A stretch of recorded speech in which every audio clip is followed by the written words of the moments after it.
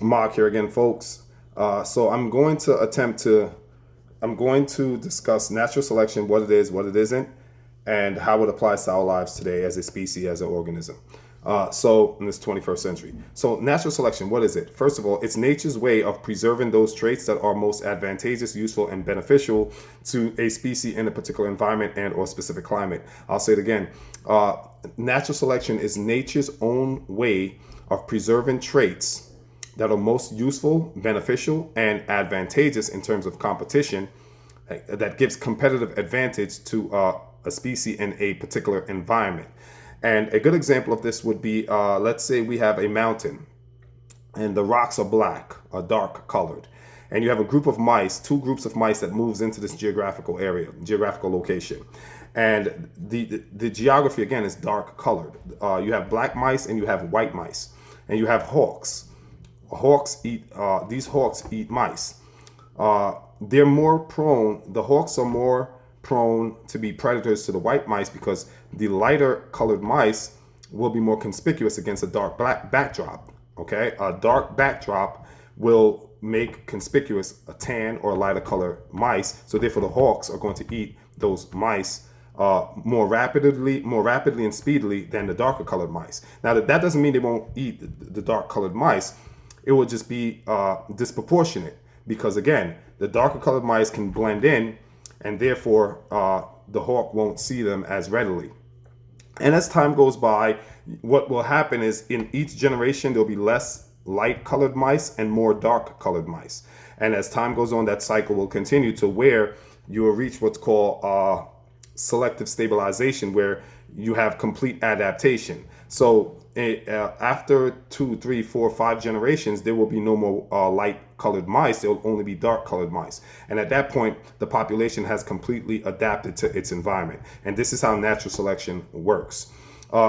Some will say some will try to use natural selection to justify slavery, to justify Jim Crow. And if you study history, if you read about genetics, you'll come across Gregor Mendel and his laws. They're called Mendel's laws of segregation, separation. And a lot of these laws are based off genes and genetics, random assortment, random mutation. And they would use these laws to justify segregation, Jim Crow, specifically Jim Crow. If you look at Jim Crow policies, you won't see Gregor Mendel's name or his laws embedded in the policies. But if you can train your eyes to read between the lines, and if you have a basic understanding of biology and genetics and genes and so on and so forth, you'll be able to see the correlation between Gregor Mendel's laws of segregation, and you'll see the correlation between Jim Crow era and so on and so forth. But needless to say, I don't want to digress and go down that path. That's not my intention here. But so natural select, but here's the thing: it's specious to make the argument of natural, or to try to use the argument of natural selection to justify Jim Crow, slavery, etc. Here's why: because natural selection does not say this trait is superior and this trait is inferior. That's not what natural selection does. Although one will try to distort, contort, and retort the science to make it justify that, right? You can slant it. If you can slant it to justify that, then you can deceive many. But natural selection doesn't favor any particular traits, contrary to popular belief. Natural selection says, based off the environment, this is the trait that we're going to preserve. I'll say that one more time. Natural selection, embedded within its philosophy, is the message that based off the environment, this is the trait that we're going to preserve.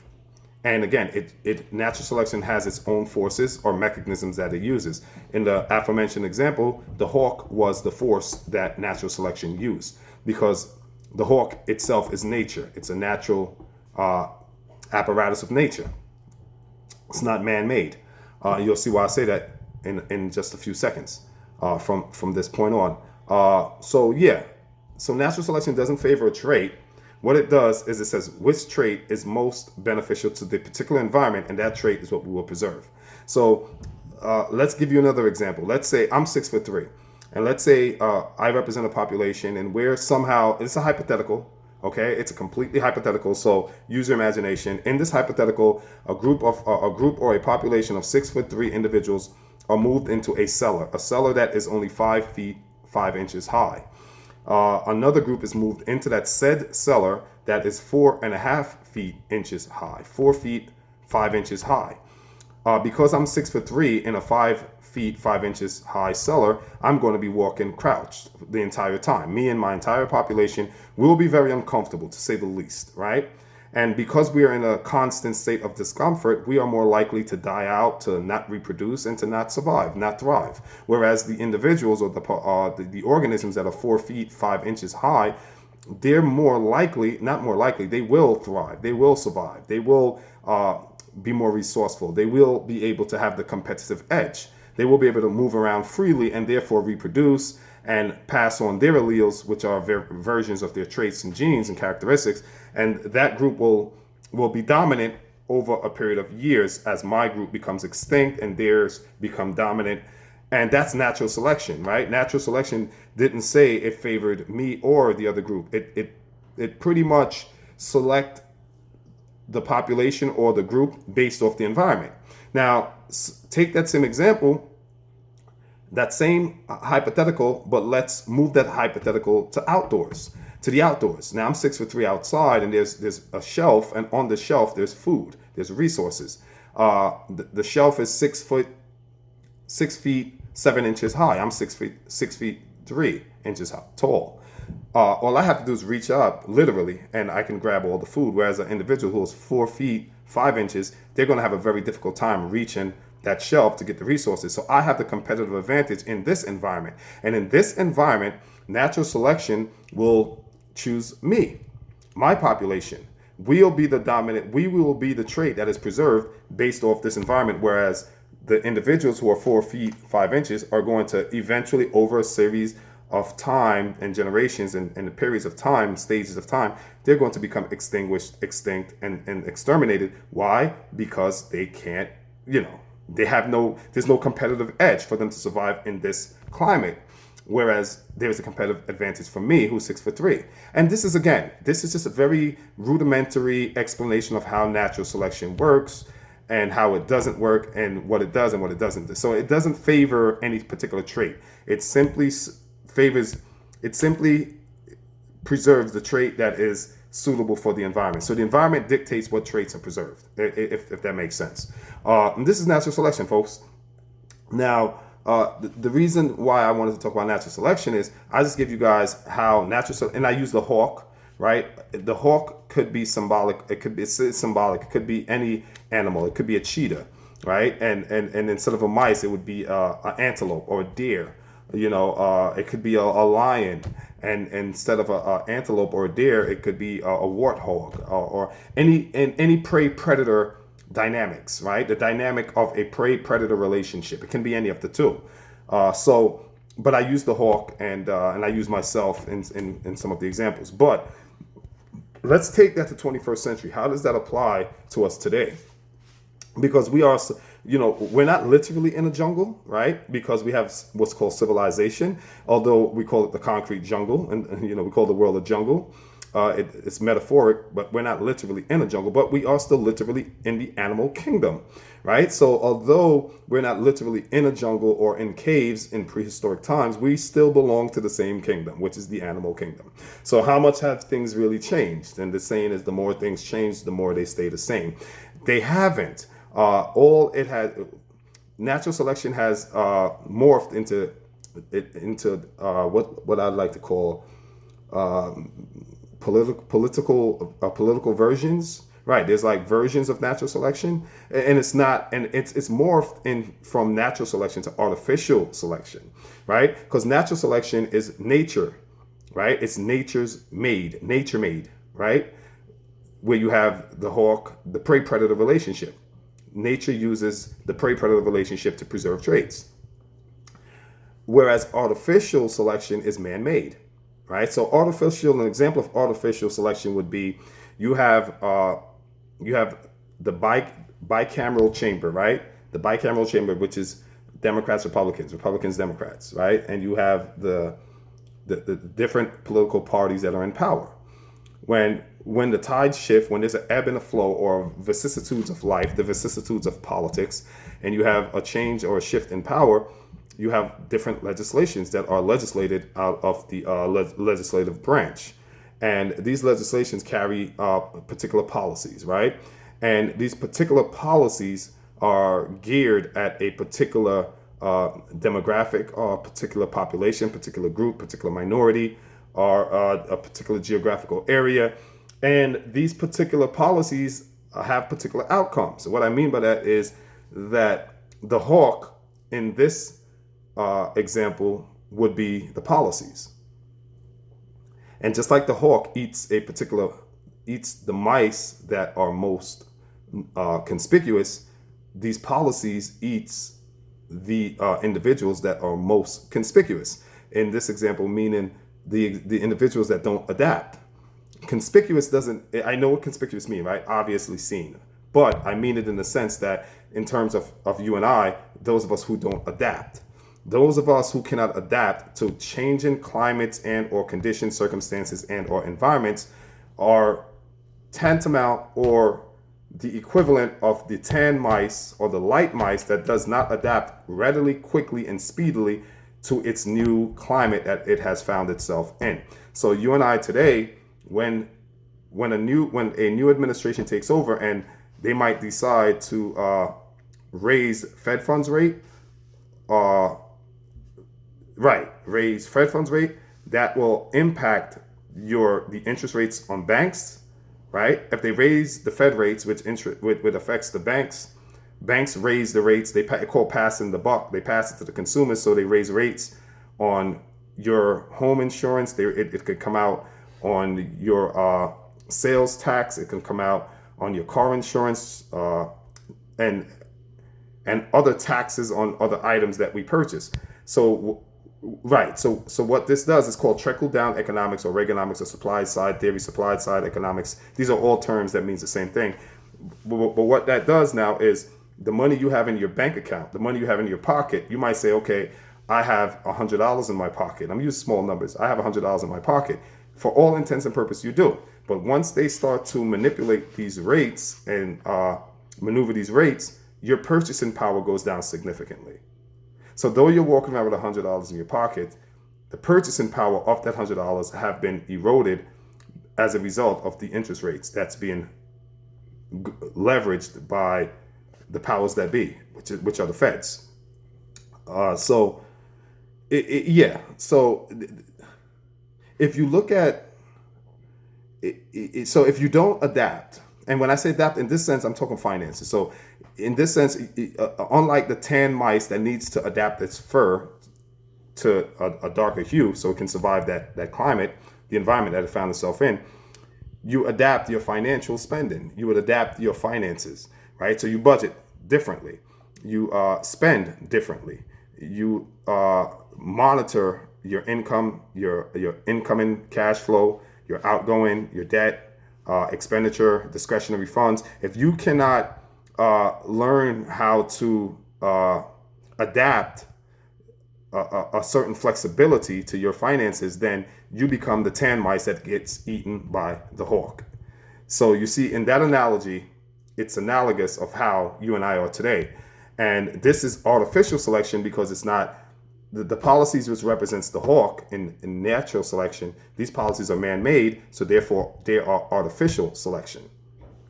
But there's still a version of natural selection because and this is, by the way, folks, this is not micro. So if you're sitting here watching the video, when I say it's not micro, I mean it's not a policy passed particularly from me.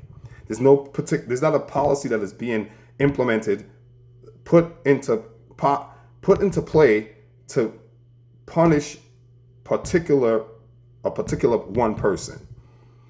These policies are implemented, put into place to affect a group of people, a population, a demographic, right, of individuals collectively. So in that sense, it's macro, but it's still when you understand how it works, the outcome still yields a desired outcome. And if the desired outcome is for there to be less tan mice and more dark hued mice, and that's the outcome, then we have accomplished our mission. Artificial selection has accomplished its mission. Natural selection has accomplished its mission. And it's not, I know, a lot of us will rant and rail and say it's why this, that. I mean, there's all kind of contests and arguments being made. But if you stop and really think about it, it's not it look, natural selection seeks to preserve the best traits, right? It seeks to preserve the best traits that are most suitable for that environment. So in a strange way, policies that are being implemented, and again, staying on finance, if you can't budget and manage your money, do you I mean, the question should be then, should you have, you know what I mean? Like, if you can't be quick on your feet, if you can't think, if you can't be snappy, sharp, if you don't know how to balance a checkbook, then whose fault is that? You see what I mean? So change in policy it's not, even though it might have diabolical effects and it might have diabolical intent, because there can be diabolical intent embedded in policies. If you are able to adapt, because remember, evolution is about the adaptation of a species over a period of time. That's all evolution is. And again, it's a short version. It's just about the adaptation, the change of heritable, inheritable traits, a change in inheritable traits over a period of time. So you inherit traits from your predecessor, your ancestor, your parents, right? Those traits change over a period of time, and that is in essence evolution. That's all it is. So if you are not able, and the changing of your traits, as I made mention in the aforementioned, is that the changing of your traits is predicated and dictated by the environment.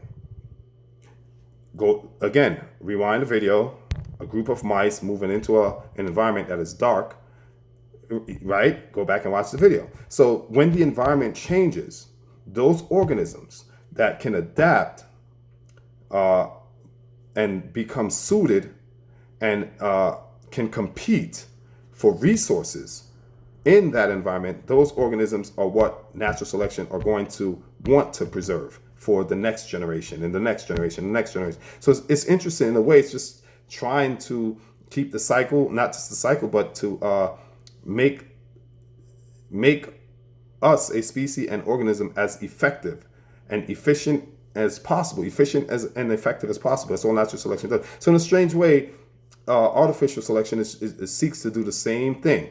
But again, embedded in policies, there are disadvantages, there are injustices. I'm not Pollyannish, right? I'm not living in the pie in the sky. I'm not naive. I'm not stupid. I'm very, boots on the ground. You know what I'm saying? I'm a fighter. I'm ready.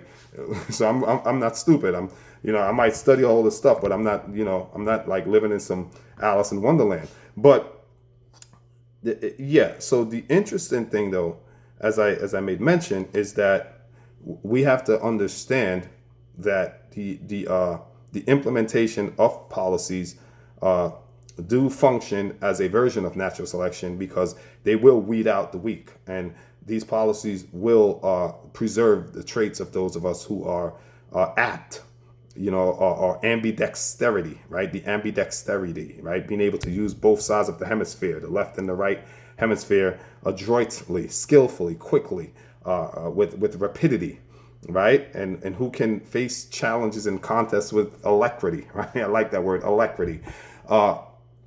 So this is some of the fundamentals of natural selection, how it works, how it doesn't work, what it is, what it isn't. But at the end of the day, it is a mechanism used by evolution to preserve those traits that are most advantageous. And we need to be mindful that if we cannot adapt, and look, set goals. I'm all about setting goals. Have your goals, have objectives, have a map for your life, where you want to go, have it clearly written out. But here's the but. There's always a but. Make sure your goals are flexible. Have some wiggle room. Make sure at the drop of a dime you can change your goals, alter and or modify. Modification, because having ironclad goals are no good. And the reason why I say having ironclad goals are no good is because, again, there's 4 seasons. in life, right? Winter, summer, spring, fall. Winter, summer, spring, fall. 4 seasons. Those 4 seasons are symbolic of the world that we live in. They're symbolic of life. They are hidden or plain sight truths of life, meaning everything is just a season. Everything you're experiencing is just a season. If you're a billionaire, if you're a multimillionaire, if you have all the, it's a season. Season might be long, it might be short, intermediate, but it is just a season. Eventually death comes and takes us all. So life is a season. Everything is a season. And everything, and that's one of the subliminal messages. Everything is a season, or obvious messages. It's not that subliminal. And then also, it also says that everything is, it changes. Everything is subject to change. You can call it change, transmute, modification, alter. Everything is subject to change. And if you have that in the back or in the forefront seat of your mind, and you're aware and conscious that things are subject to change, then you can have goals and have plans and have objectives for your life, but also have the mindset to be flexible with these goals, because life environments are always in vicissitudes, right? The vicissitudes of life, the ebbs and the flows. And if things are always moving, you need to be able to move accordingly. There's something called the zeitgeist, and that means you spot the current trend of a particular stage or a particular time in history. Excuse me. You spot the trend of, for instance, you had the .com era. That was the trend of technology and computers. Then you had the Industrial Revolution, right? These are trends, or what's called the zeitgeist. So it's just very important that we are aware. Just be aware of these changes that occur in our environments, and be able to adapt ourselves most fittingly to the environment. And again, so it's about adaptation. And remember, we compete. As species, we compete for mates, we compete for dates, we compete for food. And then another thing, as species, right, organisms we tend to produce more organisms than the economy can support, right? In animal kingdom, cats have litters, so you have a number of babies at one time. And what happens is, over a period of time, when you have all these litters, or you have so many babies and so many people or organisms or species being born, the environment cannot support all of those newborns or those new organisms being introduced into the ecology, right? So if you have an ecology that can sustain 10, but now you have 20, there's a problem. So this is where, again, natural selection comes into play to help stabilize the ecology or the economics or the ecosystem. Natural selection seeks to stabilize that by bringing that system into what's called dynamic equilibrium, right? Dynamic equilibrium, and by means of, again, forces like the hawk, the cheetah, the lion, all these different things. And we have the same thing. So we have to be mindful, and we have to be alert, and we have to be aware of how we go about with our economics and how we build, right? So I think that's it for now. If you like this video, go ahead and share it, comment. Please do leave comments and subscribe. Till next time, Mark, peace.